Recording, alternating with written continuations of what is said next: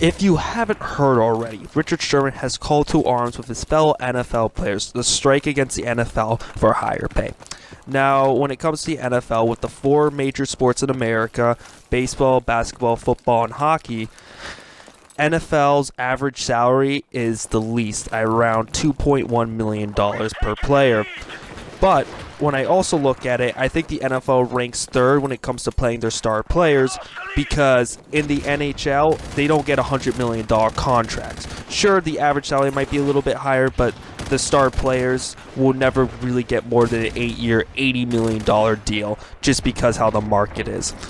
Now, when it comes to the NFL, I definitely do think players, what they do to their bodies, should be paid more, but there's actually a reason why they actually don't get paid as much. But before I get into that, I'm going to do kind of a compare-contrast with the pay in the NFL to what it's similar to in the NBA and the NHL, or in the MLB. When it comes to the MLB, the minor league, or if you're a rookie, you're not going to be paid that much. I believe Russell Wilson's contract, when he was in the minor league, he was getting paid like $30,000 or $40,000 a year to be a minor league player. But obviously, if you become a star in this league, which Russell Wilson could have been as a baseball player, he would probably easily be $100 million outfielder. Now, when it comes to the NBA, if you know this guy, his name's Evan Turner. He kind of sounds like Meatwad from Aqua Teen Hunger Force. If you don't know, that's a show on Adult Swim really late at night. It's kind of funny, kind of stupid, but anyway, that's off topic. Evan Turner, he's a swing player in the NBA. He gets $70 million. If you don't know what a swing player is, it's usually this kind of like a versatile player, but definitely more of a depth piece or a backup piece, however you want to put it. And they get paid, has a $70 million contract. Versus starting NFL cornerback, Patrick Peterson, Richard Sherman, they get around like $70 million. And Richard Sherman and Patrick Peterson are stud players at a very important position in the NFL to some teams. So when I look at this, it's kind of just weird, where I definitely feel that an NFL player should be paid much more than that, especially what they do to their bodies. But when I also look at this, I see how NFL rosters are. There's a roughly 53 on a roster. And when I look at that, you're probably going to spread out the money. Versus on an NBA roster, there's roughly around 12 players that actually make the team. And so if you're going to have 12 players that make the team, you can actually pay a lot more. Also, there's more home games in the big four big sports versus the NFL. And the NFL has the biggest rosters, so you really have to spread our love around. And why that matters is if you have 41 home games versus 8 in the NFL, which is, I'm just talking about non-playoff teams, so just think of the Sacramento Kings or the Jacksonville Jaguars. They get 8 home games a year. That what that does is they don't produce as much revenue game in and game out.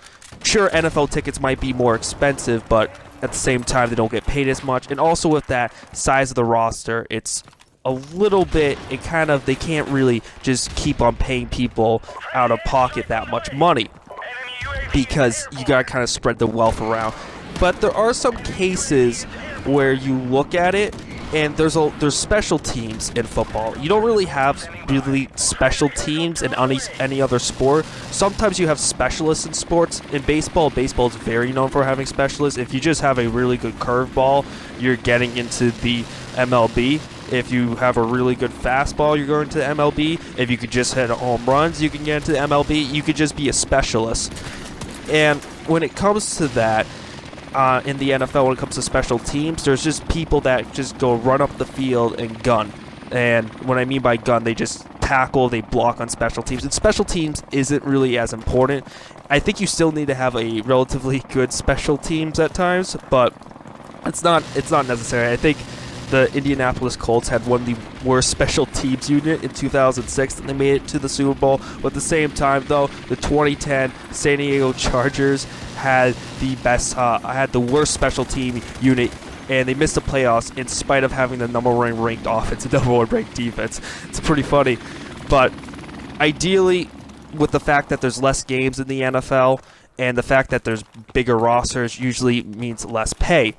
Now, when it comes to the moral side of this argument, I think the NFL players win. What they do to their bodies is absolutely terrible. You have to, some of these hits you see, you kind of sometimes feel bad for some of the players, some of the big hits that they take in their career, and it's kind of shocking because the concussion things, people haven't really been talking about concussions in the since the early 2000s. Yeah, sure, maybe in the 70s there's a point where people were talking about, hey, that if you're getting hit in the head, that's not necessarily the most healthiest thing, and the NFL just never talked about it whatsoever.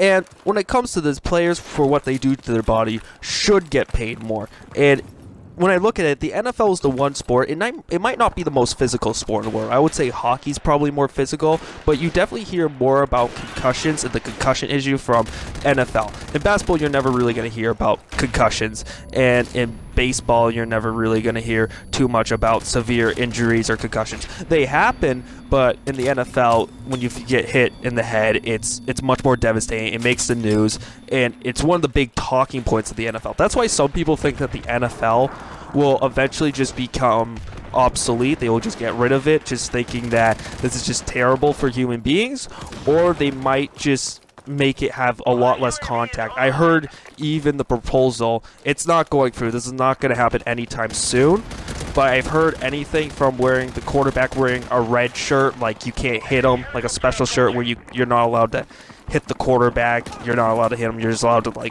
touch them or do two-hand touch. That sounds really, really lame, and I know that for my defensive guys out there that loves defense in football.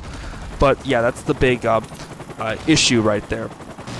And so when it comes to football, I definitely feel like they should be paid more at a moral standpoint, but at a reasonable standpoint, when it comes to the amount of home games that they play or amount of how big the roster is, there's much more money in the NBA and MLB, and that's what happens because they have smaller rosters and they play more home games. They also play, and the reason why I say home games is that's when the team's really making a lot of money. And so that's when I look at it and think to myself, okay, this is why the NFL doesn't pay their players. So I understand from Robert Kraft's standpoint or Woody Johnson's standpoint that there's something with the NFL where the reason why. So there is a reasoning behind it, but there's a certain point in me where I think of the more socially and more morally that this is bad. For what they're doing on the football field is absolutely terrible. And maybe there's a lot of roles on the NFL roster that I look at and they're just not really as important. There's a guy on the New England Patriots, a guy known as Brandon Bolden. And Brandon Bolden, he's been on the roster for 5 seasons. He looks like he's going to be on the roster for 6 seasons. All he does is does special teams. He's a running back. He's not going to get paid as much, but that's the idea about that special teams. And there's so many people that you put on special teams, you use as special teams, you use as backups at times just to have them there in practice squads. And sure, they're only going to get probably they're only going to have a $600,000 contract a year. Now, most middle-class Americans would look at that and damn, I want some of that. But when you look at it, though, you have to look at it at the sense that since there's a bigger roster, that's the reason. But I could understand from Richard Sherman's pain that for what he goes through, what he puts through his body, and how the NFL is the most popular product in America, I would say.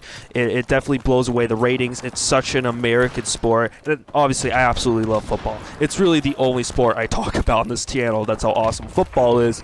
But that's the reason why it happens. And I just look at it, and I want NFL players to be paid, but at the same time, though, I understand from an owner's perspective why they can't pay them as much.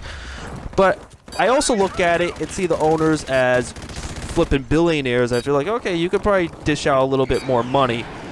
And I just think to myself, I hope this problem gets resolved pretty soon, but I just don't think it's going to have any real big progress because they're thinking about expanding the roster, and I think that's going to cause the wealth. I'm not saying there's not going to be a quarterback in the future that's going to be paid $150 million. Of course, there's going to be a quarterback in the future going to get paid $150 million.